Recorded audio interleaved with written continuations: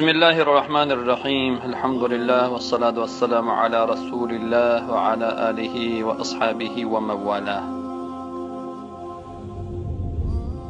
میگوید خودت را عوض کن، قسمت خود به خود عوض می شود. کسی که به الله محبت می کند تنهایی را می پسندد. سحرخیزی باعث خیر و برکت می شود. انسان از عقل شناخته می شود، نه از چهره.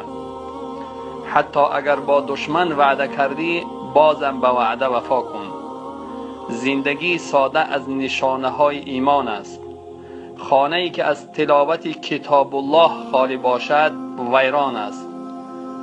اگر میخواهی مصیبت های زندگی را کم کنی همیشه خود را با ذکر الله مشغول کن. علم با عمل دل را زنده می کند، مانند باران که زمین خشک را زنده می کند.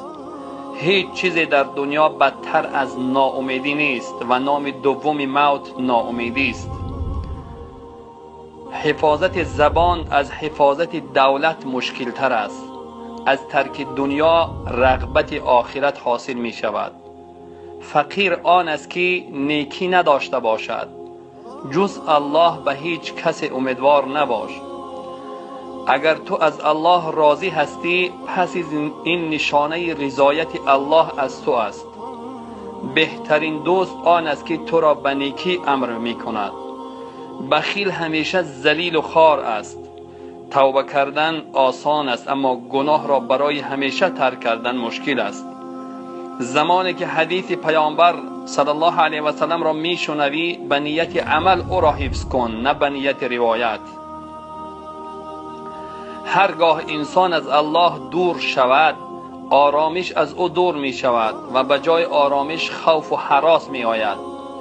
کسی که زیاد صحبت می کند لغزش زیاد می کند. از دوست غیر قابل اعتماد تنهایی بهتر است. معاف کردن ظالمان ظلم بزرگ در حق مظلومان است. اثر زخم شمشیر بر بدن می ماند و اثر سخن بد بر روح می ماند. از امیدهای اضافه و زیاد دور باش، چرا که این سرمایه احمقان است. بدترین بردگی و غلامی بردگی خواهشات نفسانی است.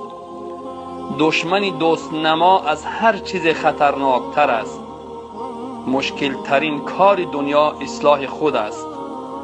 ندامت بعد از گناه شاخه از توبه است.